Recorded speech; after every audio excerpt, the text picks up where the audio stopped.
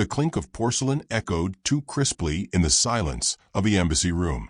Elara Monroe, Earth's senior cultural attaché, delicately poured tea into two mismatched cups, one floral, one chipped. She smiled at the alien seated across from her, like he was an old friend, not the precision-bred assassin sent to carve out her spinal column. "Jasmine," she said lightly, "though I steep it an extra 30 seconds. Bit rebellious of me, I know." Velcor of the Daxari Shroud Legion said nothing, his seven-limbed form coiled within the uncomfortable steel chair, biological armor shifting slightly with each breath. His central eye blinked vertically. The others, arranged in a perfect arc along his skull ridge, didn't blink at all. They watched everything. "Do you take sugar?" she asked, reaching for a small glass bowl. Right. Your species metabolizes glucose as an explosive compound. My apologies." No response. Velcor's mandibles twitched once, almost imperceptibly. Elara stirred her own cup slowly. Her pinky finger trembled just enough to suggest vulnerability, which was deliberate. She wore a soft yellow dress, out of season for autumn, with a lavender ribbon at the waist. Every part of her ensemble whispered harmless. Every detail lied. Outside, the Earth Embassy hovered above Geneva on anti-grav stabilizers. The city glistened beneath a gauzy sheet of rain clouds, refracted through the high-altitude dome. The Earth Imperial Accord was in full swing. Speeches, toasts, symbolic handshakes. Every other diplomat had cleared out for the next session. She and Velcor remained behind for cultural rapport. He was not here to talk. The ceremonial blade hidden beneath his third thoracic plate could slide between a human's ribs and puncture the heart in 0.38 seconds. She knew this because Earth had dissected 6 of his predecessors. "You must think us strange," she murmured, gently tapping the spoon against her cup. "All this tea and theater. You creatures of conquest, meeting humans with pastries and apologies." Velcor finally moved. His upper limbs rested on the table. Slow, deliberate. A gesture of patience? Threat? "We find humans inefficient," he said. His voice rasped like sand dragged over bone. Soft-bodied, emotionally compromised, curious beyond logic. "You invite weakness." Elara sipped. "You know, I had a cat like that once. Poor thing tried to eat an electric wire. Never did it again." She paused. "Well, tried not to." Velcor's third eye narrowed. He scanned her heartbeat. It was steady. Too steady. His orders were precise. Kill the diplomat. Retrieve the neural matrix. Leave no trace. Earth could not be allowed to escalate. Yet the Empire needed proof of humanity's limits. He was to provoke, to prod, and if necessary dismantle. He leaned forward. "You know why I'm here?" "Of course." Elara set down her cup. "You're here because you think we don't know why you're here." Silence expanded like a shadow between them. Then she leaned forward too. "Let's stop pretending. You're not the first they've sent. Though, I'll grant you're the most elegant." Velcor's hand slid beneath the table. She didn't move. "Do it," she said softly, her voice stripped warmth. "Strike. Show me the depths of your mercy." His blade hissed free. She lifted the spoon. Not like a weapon, like a teacher holding a pointer. "Your species believes we're incapable of controlled aggression. You think kindness is weakness. That's adorable." He lunged. She stood. In a blink, his limb collapsed under a compact EM burst from her belt. He convulsed midair. She caught him with one hand behind the neck, another at the base of his thorax, and drove him into the floor like she was planting a flag. Porcelain shattered. Velcor gurgled, clawing at the air. She bent down beside him, brushing a strand of hair from her cheek. "We're not predators because we enjoy killing," she whispered. "We're predators because we enjoy waiting." Then, with an audible click, she triggered the cortical leash embedded behind his primary ocular lobe. The Empire had fitted it as a fail-safe in case he defected. Earth had found it 5 minutes after he stepped on the station. He twitched twice, stiffened, and died. She sat back down, smoothed her dress, and resumed sipping her tea. The silence was louder now. A soft chime rang. Courier pickup. Come in, she said, cheerful again. Two humans in diplomat uniforms stepped in with a polished courier crate, a thermally sealed satchel, and a clipboard. Ma'am, the taller one said. Is the package ready? She nodded toward the heap on the floor. Yes. Be a dear and label it properly this time. The last one arrived with organic waste stamped on it. No imagination. The younger officer whistled. That's our third this cycle. Fourth, she corrected gently, if you count the twins from RYL Talk. All right, he said, scribbling. So what's the message this time? Ilara lifted her teacup, held it delicately, and smiled at the empty chair across from her. Something honest. She dipped a note into the envelope, sealed it, and whispered, Please stop sending amateurs. We are running out of shelf space. The crate shut with a hiss. Outside, the rain had stopped. The Earth Embassy shimmered above the clouds like an old lighthouse, waiting for ships that didn't know how lost they were. Back on the Empire's homeworld, a dozen high-ranked strategists would open the courier box, expecting a message of surrender. They'd find a severed head still steaming, a jasmine tea bag resting atop its skull like a crown, and a note with no signature. They would not laugh. The Empire wouldn't stop. Not yet. But tonight, they would whisper. They would wonder. Because beneath Earth's endless politeness, there was something they hadn't calculated for. The discipline of a species that had already imagined every way to kill you, while making you believe it was your idea. There were three of them. They arrived on the same diplomatic cruiser, wearing the same red-plated ceremonial robes, stitched with the crest of the Galactic Empire. Unity above chaos, claw-gripping stars. Their movements were too smooth, their silences too synchronized. Earth's security scanners read nothing overt. No weapons, no implants, no neurospikes. But the officers at the arrival port noted something quietly. Each one blinked on a different rhythm. Not one among them breathed. Their names, publicly, were Shultir, Lozen, and Murthic. Their species varied. Their purposes did not. Shultir of the Whisperkin, fluid and graceful, possessed vocal cords that could mimic any sound ever heard.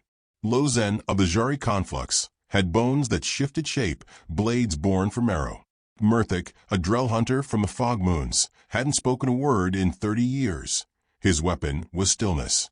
They did not greet the welcome party at the orbital station. Instead, they were led, silently, to Conference Room 14B, a place typically reserved for minor trade treaties and cultural misunderstandings. Today, it had been scrubbed clean. Not a speck of dust. A single long table. A bouquet of earth sunflowers in a dented vase. A bowl of strange yellow snacks sat in the center. Shultir leaned forward. What are these? Cheetos, said General Kaito Lawrence from the far end of the room. He was sipping something hot from a paper cup labeled World's Best Granddad. He wore no armor, no military uniform. Just a cardigan, slacks, and orthopedic shoes. Artificial cheese? Shultir asked, suspicious. Kaito smiled, wrinkles folding like paper maps across his face. You could call it that. Or you could call it humanity's greatest chemical experiment. Murthic remained standing. Lozen sat slowly, flexing his fingers. We were told there would be a briefing. Of course, Kaito said, placing the cup down. Though I imagine you already know what happened to Velcor. The silence was glacial. Then again, he continued, perhaps you're here to avenge him. Or study us. Maybe both. Who can say what three assassins are thinking when they walk into a conference room? Careful human, Shultir said, voice calm. We are delegates. And I'm just an old man who likes cheese dust and war crimes. He chuckled. Please eat. None of them touched the bowl. Across the station, hidden sensors mapped their body heat. Monitors logged sweat glands, breath control, blink rate. Murthic had none. Shultir's sweat turned acidic when agitated. Lozen hadn't exhaled in 9 minutes. Earth systems noted it all. I've always wondered, Kaito said after a moment, picking up a Cheeto and biting with audible crunch, why the Empire sends assassins in odd numbers. Is it a balance thing? 2 to flank, 1 to strike.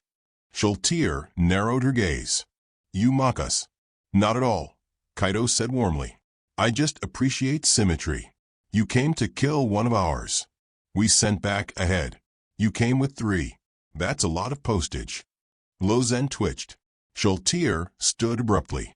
This discussion is a farce. Kaido nodded. Yes, but a courteous one. Then the lights flickered. Not enough to cause alarm. Just a subtle blink, 1 heartbeat long.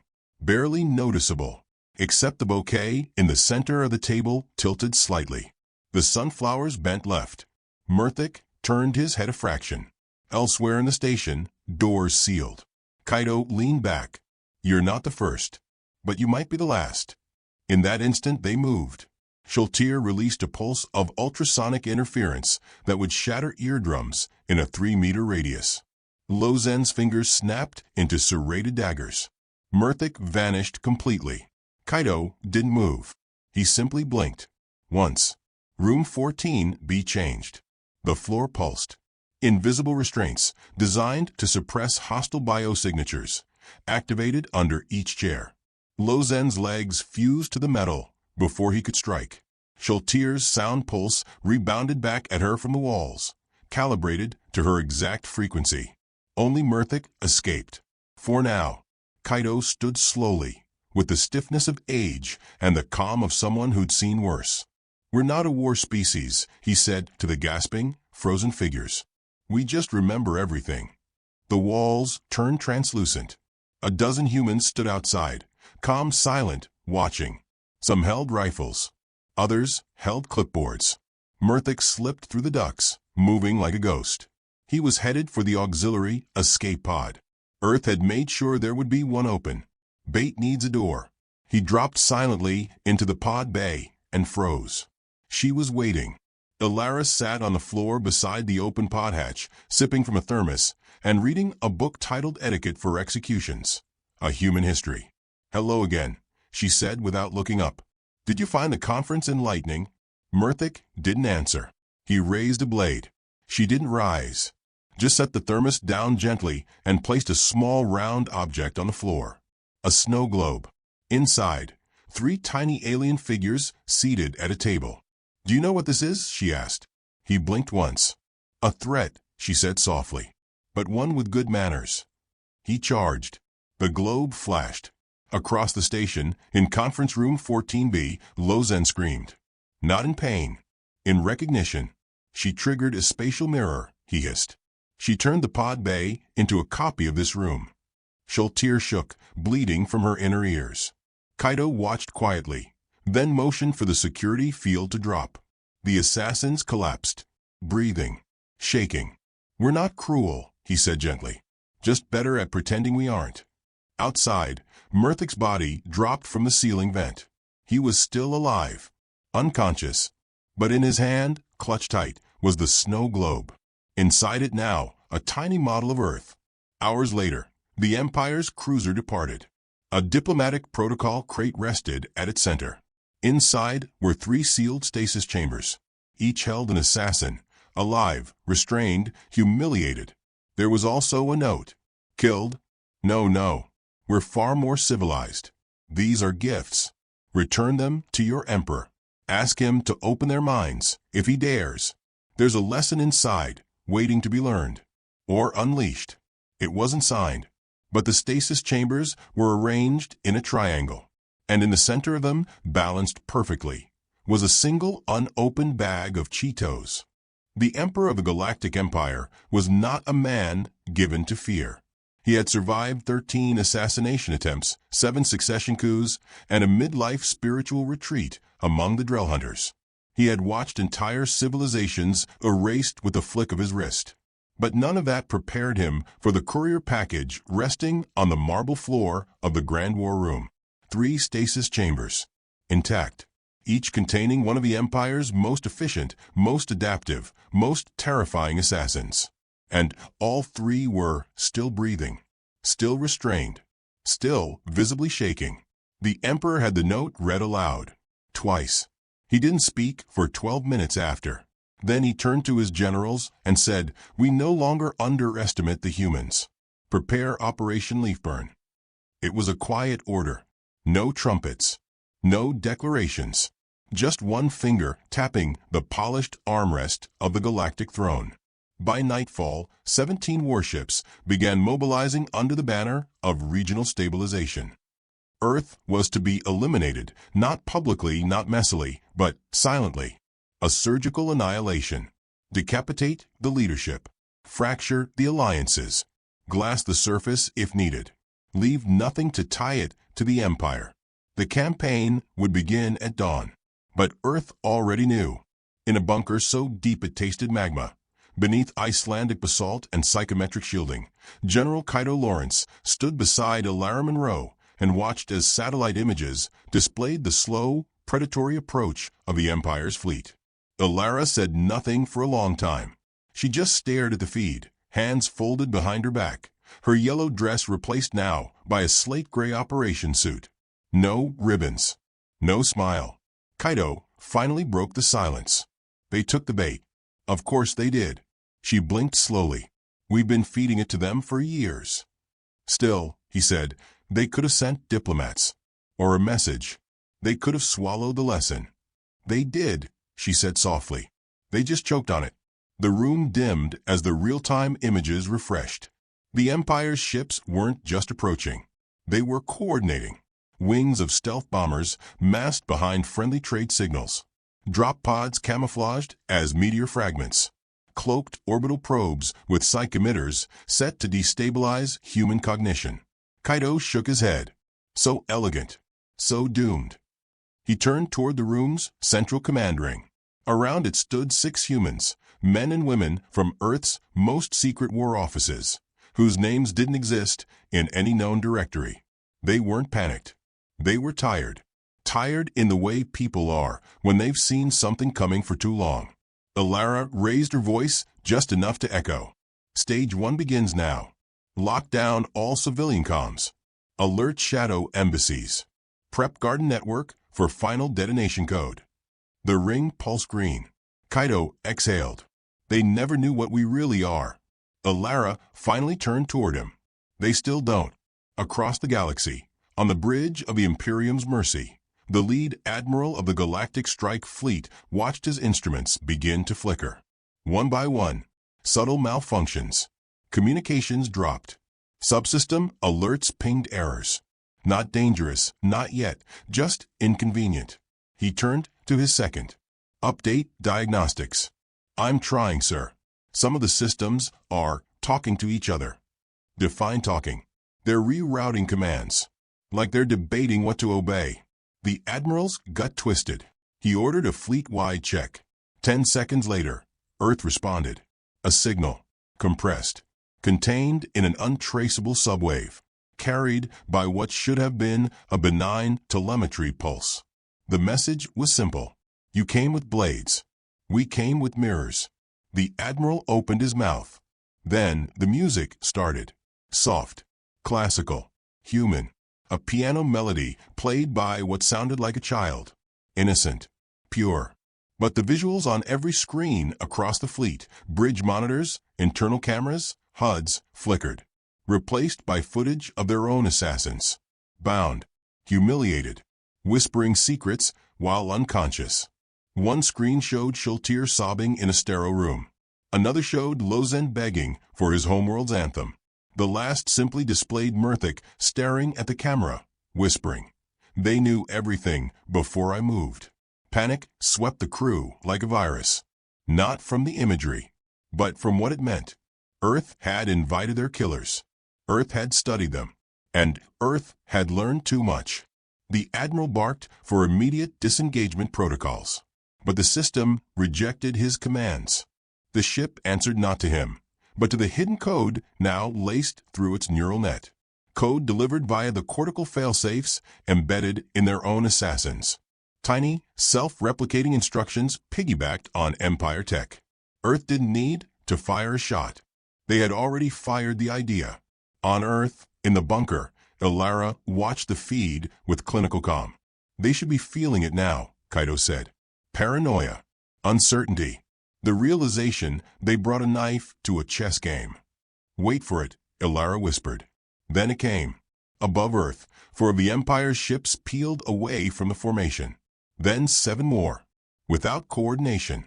Without signal. Like birds startled from sleep. Desertion. Mid-operation. Ship AI conflict, Kaido said. The fleet's talking to itself. No, Elara corrected. They're talking to us. Because across those drifting ships, a new message appeared. Request. Permission to defect. Silence fell across the room. It was happening faster than simulations had predicted. Earth had expected panic. Chaos. But this? Ships pleading for allegiance? Kaido leaned forward. They're scared.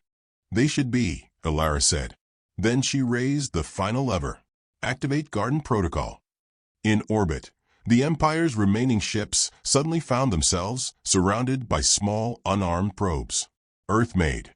Each no larger than a medicine ball. Each previously dismissed as debris. They weren't weapons. They were mirrors. High-frequency psych reflectors tuned to exact species wavelengths, amplified by the data harvested from the assassins. Aimed not to destroy the enemy, but to show them themselves. The Jari captains saw simulations of their homeworlds under siege by their own hand. Whisperkin officers received echoes of their own thoughts played back at them, but distorted. Doubt amplified. Identity fractured. The Drell hunters stopped moving entirely. And at the center of it all, Elara's final message played. On every ship, every channel, every species frequency. She appeared alone. A quiet room. Yellow dress. Holding tea. War is easy, she said, smiling. It gives you something to aim at. But what happens when you realize the enemy was already inside your mind? That we let you study us just long enough to study you better. Her eyes, once warm, now razor cold. You sent assassins. We sent gifts. You brought fire. We brought reflection. She lifted her cup.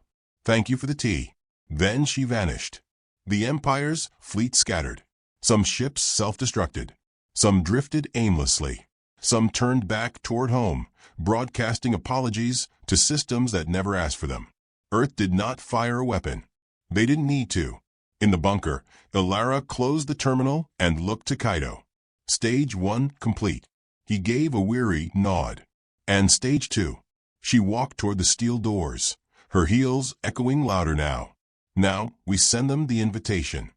The imperial capital was a palace of silence. No proclamations. No Senate cheers. No drums. Just thousands of anxious diplomats, admirals, and highborn tacticians gathered in the Crown Deliberation Hall, all facing a pulsing holoscreen hovering in the center of the chamber. It flickered once, then began to play. A banquet table appeared. Long, impossibly long, gilded, decorated with the flowers of 6,000 worlds. Candles flickered, though no flame fueled them. The camera panned slowly, reverently, over steaming plates and polished silverware, until it settled on a single figure seated at the table's head. Elara Monroe. Same yellow dress. Same unreadable smile. She looked directly into the lens. Into them. To the esteemed heads of the Galactic Empire, she began, voice like soft velvet pulled taut across steel. Thank you for attending. A tremor passed through the chamber. Not from the feed. From the title etched into the corner of the screen. Operation Garden Party Final Broadcast. Elara gestured gracefully. Please, sit. And though it was irrational, though no voice command should compel obedience, many of them did. She continued. I've always believed diplomacy should feel like a meal. Shared, ritualistic, intimate. Her smile faltered slightly. You invited us to your table. We brought tea. You brought blades. But what happens when a guest brings a mirror instead of sword? She leaned forward. You sent assassins to learn about us. But did you ever stop to wonder what we were learning from them? The screen split into 3 panels. Each one showed the same assassins, Shaltir, Lozen, Murthic, no longer restrained, but speaking. Calm, broken, remorseful, each describing in detail the hidden weaknesses of their species, their military protocols, their empire's inner blind spots. The hall murmured. This, Elara said, gesturing to the panels, was not about survival. It was never about defense. A pause. It was a test. In the Earth bunker, Kaido Lawrence stood beside her in silence as the real-time feedback streamed across Earth's deep surveillance net. Imperial systems were in lockdown, their ships grounded, their military AI quarantined by their own overreactions. She turned slightly. Status. Imperial fleet-wide logic gates collapsing. Propaganda arrays overloaded. 2 high admirals requesting asylum. One's crying. She nodded once. Back on the screen, Ilara walked from the banquet table toward a massive display behind her. A star map unfolded, pinpoints lighting up across the galactic rim. "These are your colonies," she said.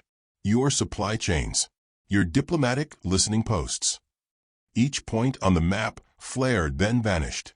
"Gone," she whispered. "Not destroyed. Evacuated. We told them you were coming. We gave them the coordinates for other stars. We gave them fear. Yours." Panic fractured the chamber. An ambassador stood and shouted, "This is war." Ilara raised a finger. "No," she said, voice gentle and cold. "This is what comes before war.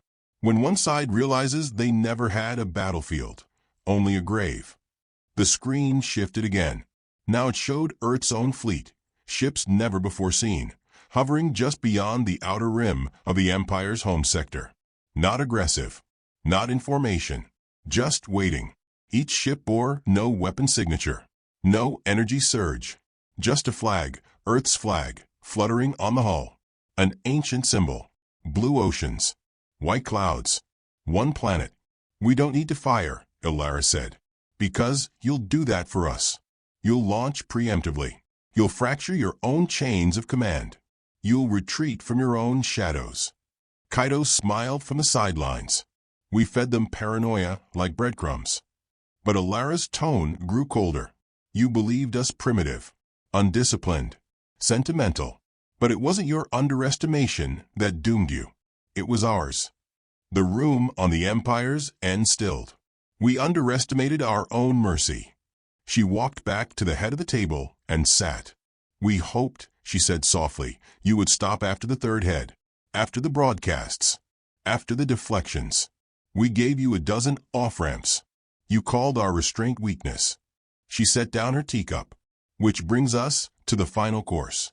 The camera zoomed slowly as she opened a plain black folder marked Cradlefire, authorization. "You see, we knew one day the Empire would come not with questions, but with blood.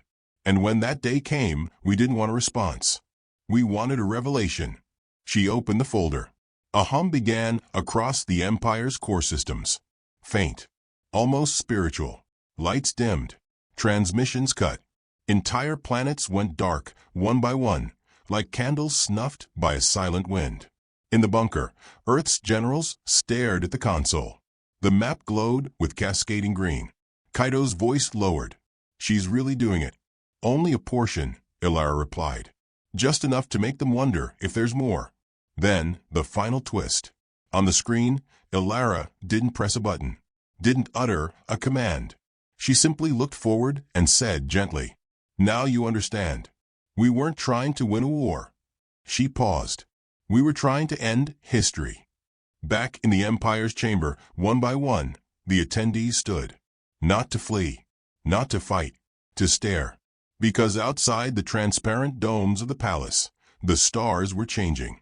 Hundreds of Earth probes had formed constellations above the sky, twisting, shifting, forming words.